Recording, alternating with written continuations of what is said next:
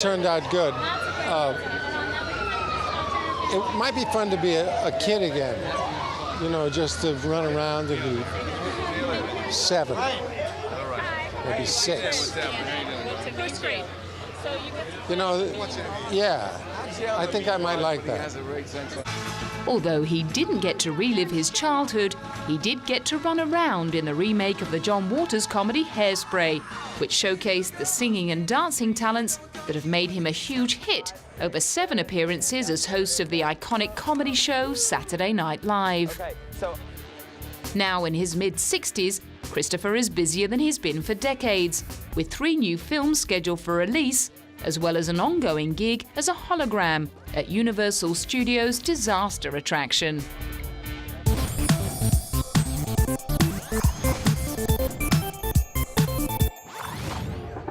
Tilda Swinton is another actor who's built a reputation for playing dark and stormy characters.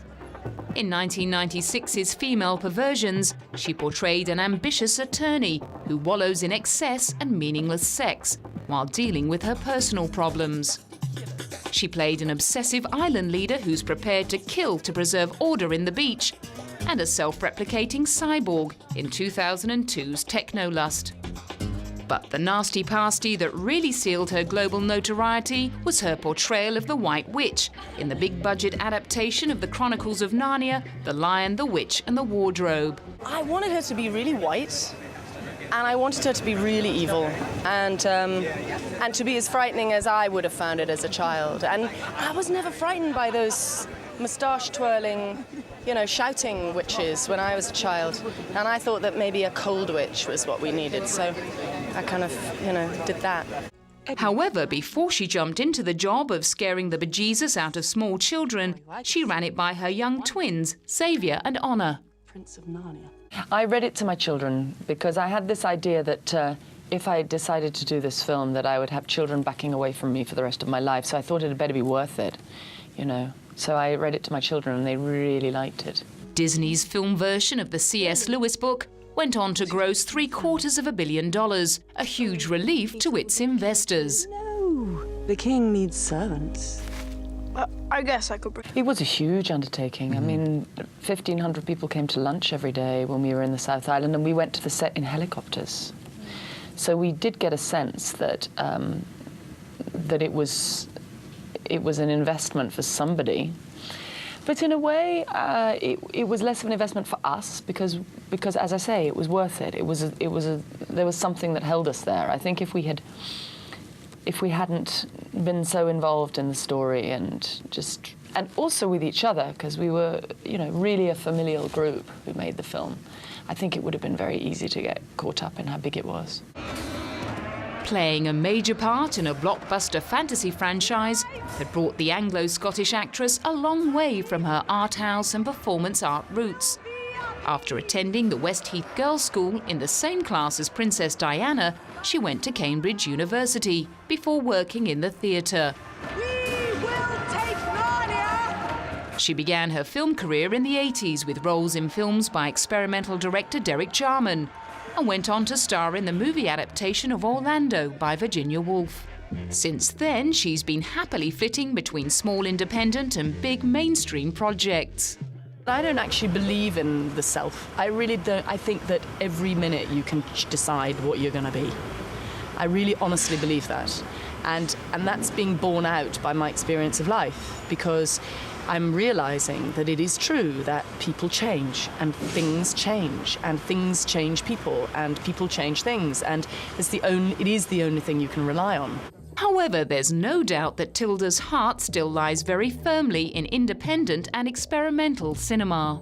I propose people forget the idea of making a profit and just, you know, follow their voice. Maybe make films for less money. Just make more films for less money. Maybe have an idea of making 2 or 3 films, one after the other, very, very cheaply in their backyard. That's the kind of thing that develops a voice and gives people confidence and makes them make something personal and less for the marketplace. She was bowled over by winning the Richard Harris Award for Achievement in Independent Film. I'm kind of confused, to be honest. It's not normally on my dance card, so, you know, it's not my idea, but I'm very proud and very happy to be here. Winning awards was something she'd come to terms with after netting both a BAFTA and an Oscar for her supporting performance as a lawyer in Michael Clayton opposite George Clooney. In contrast to Chris Walken and Gary Oldman, she actually had to put on weight to pull off the part. This woman, when you see the film, she's really struggling. She's not in her body, really, and her body's like running away with her.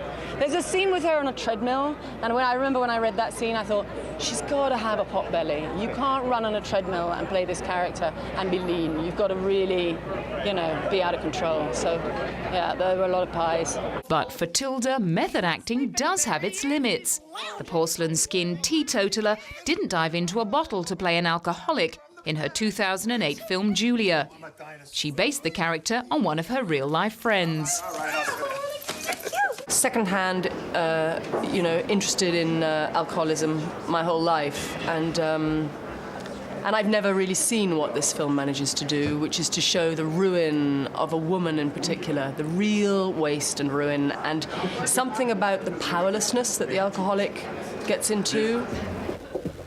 Julia premiered at the Berlin Film Festival, as did a documentary about Derek Jarman that Tilda both wrote and narrated, bringing the total of her film releases for 2008 up to 5, including the first Narnia sequel, Burn After Reading, and The Curious Case of Benjamin Button.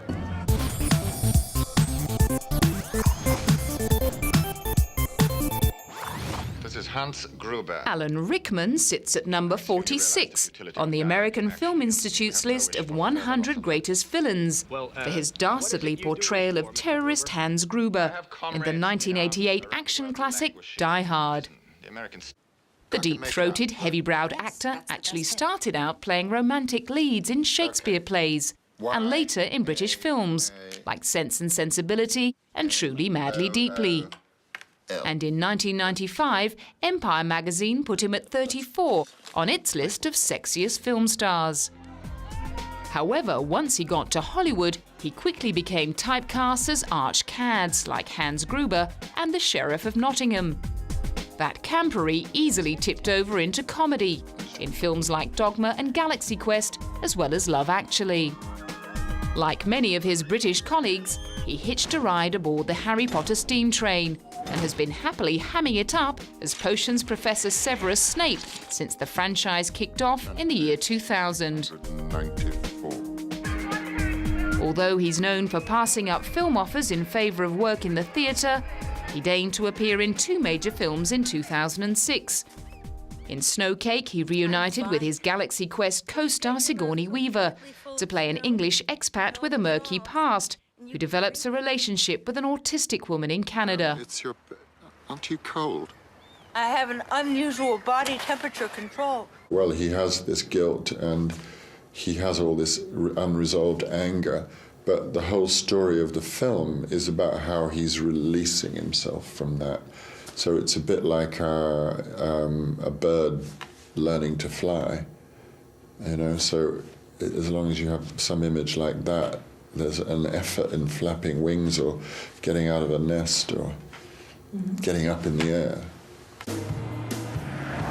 The film was shot in a small town in northern Ontario during winter. Being so far away from the film community reminded Alan that Snowcake was about real people and needed to be given a proper platform. It opened at the Berlin Film Festival, and Alan was asked to comment on the lack of lead roles on offer to older actresses like Sigourney. I think it's everybody's loss. There are, great older women. Why do we always have to look for the new model on the... It's like a car showroom. Yeah, fresh faces, right? Yeah, well, it's crazy. It's our loss. It means we're a bit immature, isn't it?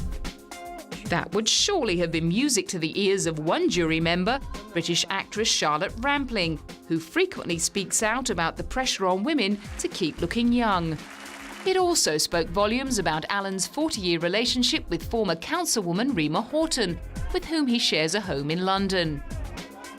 2006 also brought round the opportunity to take part in the long-awaited big-screen adaptation of Patrick Süskind's novel Perfume. 12-notenhaltiges Parfum kann man nur komponieren, indem man eine besondere Note hinzufügt.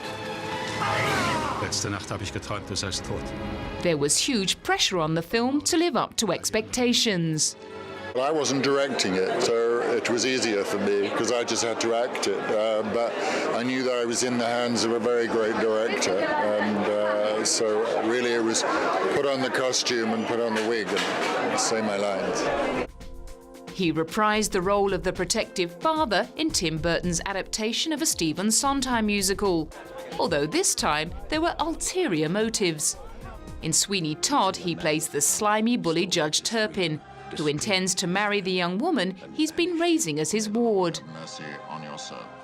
Underneath all the throat-slitting, cannibalism and sexual perversion, Alan saw the film's softer side. Tim's turned it into something almost poetic and rather beautiful. So, you know, good triumphs in the end. The following year, he headed for the countryside for a taste of the finer things in life, to join the cast and crew of the drama Bottle Shock. I'm not introducing anything completely The film, which co-starred Bill Pullman, Rachel Taylor and Chris Pine, revolved around the world of wine and was set in the Napa Valley region of California.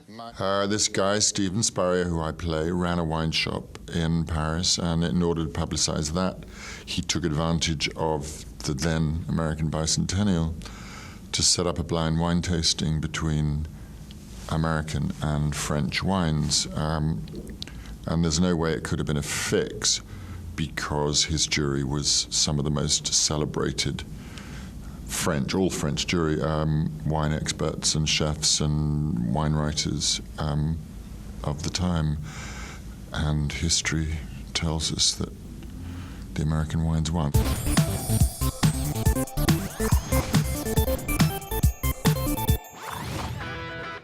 Unlike some of his more stuffy peers, South London's Jason Statham honed his craft by following his parents into street theatre. He also showed an early aptitude for sports such as football and the martial arts. And at the age of 22, he came 12th in the World Diving Championships, before becoming a model for French Connection. A few years later, he met Guy Ritchie, who was looking for someone to play a streetwise con artist in Lock, Stock and Two Smoking Barrels. It was the kickstart to the film career Jason was looking for. Doing what I did on the street corners that got me a part in a Guy Ritchie movie, and then, you know, several films later I met up with Luc Besson, and he was the catalyst for all these sort of action movies I'm doing now. If it wasn't for him and the Transporter franchise, then I don't think anyone would have known that I could, you know, do some of the physical sort of stuff that I've sort of been doing for years. His background in martial arts enabled him to do all his own stunts in Transporter, which immediately brought him passage to the sequel in 2005. Yeah, you have to be, you know, you have to be physically strong and flexible. So, like you say, you don't pull muscles, and if you just come, you know, spend 3 weeks in the bar and then turn up on a movie set ready to do all these kind of things, you're going to hurt yourself. In between the two Transporters was a supporting role in the remake of The Italian Job, as well as small parts in Cellular and Collateral. In 2005, he collaborated for a third time with his old mate Guy Ritchie on the no-holds-barred slugfest Revolver that was slammed by critics for the seeming gratuitousness of its violence. It's violence for violence sake, you know, if there is such a thing. I mean, it helps with the story. I mean, I don't think this kind of a story can exist without the violence within it. So, I mean, it's necessary. Then came a lead role in Crank, in which his character unwittingly drinks a poison that forces him to keep his adrenaline pumping. Otherwise, he'll drop dead. It's about a man who's trying to find the man who killed him and trying to sustain his life while he does so in a certain amount of time. I suppose you could liken it to... in fact, I'm not going to liken it to anything. That's my answer. Because this one stands quite alone in the way it's shot and the way it looks. So to liken it to anything would be an injustice to the movie. In an interview with Maxim magazine, Jason said the film's frenetic pace reminded him of his own life, which had 3 films a year for the last 2 years to show for itself.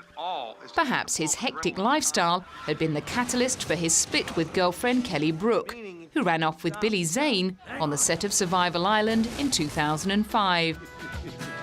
The pace barely let up, however, in 2007, when he signed up to star alongside Jet Li in the action thriller War. It was his second opportunity to work with a martial arts legend. He is, you know, he can play very cold, very, very chilling. But off screen, he is quite the opposite. You know, he's always joking, and he has a very colourful personality that really shines through.